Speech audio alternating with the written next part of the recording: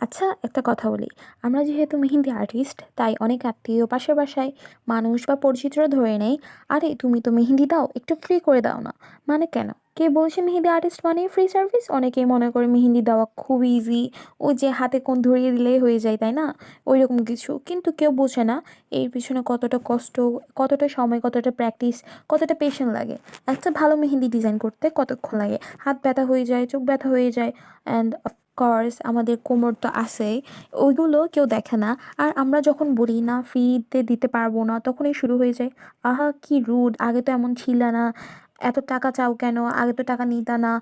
ভাই, আমরা তো ব্যবসা শুরু করেছি, আমাদের একটা পেজ আছে নিজস্ব, গ্রো করার জন্য, আর্ন করার জন্য, তাই না? ফ্রি সার্ভিস দেওয়ার জন্য না। আমাদের একটা পেজ আছে, আমরা ওয়ার্ডেন নিই, আমরা আর্টিস্ট। কেউ এসে কখন বলছে যে আমরা ফ্রি মেহেন্দি দিই? বলে নাই তো কেউ, তাই না? আর টাকা চাইলে যদি আমরা খারাপ হয়ে যাই, তাহলে অনেস্টলি সেটা নিয়ে আমরা আর মাথা ঘামাই না।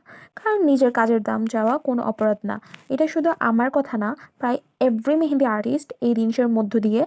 সো যদি কেউ তোমার কাজকে ছোট করে বা বলে ফ্রিতে দাও, ফ্রিতে মেহেন্দি দিয়ে দাও, ইগনোর করো, নিজের কাজ করো, নিজের গ্রোথ দেখো, আর নিজের ট্যালেন্টের ভ্যালু বোঝো। কারণ সবাই সেটা বোঝার যোগ্য না।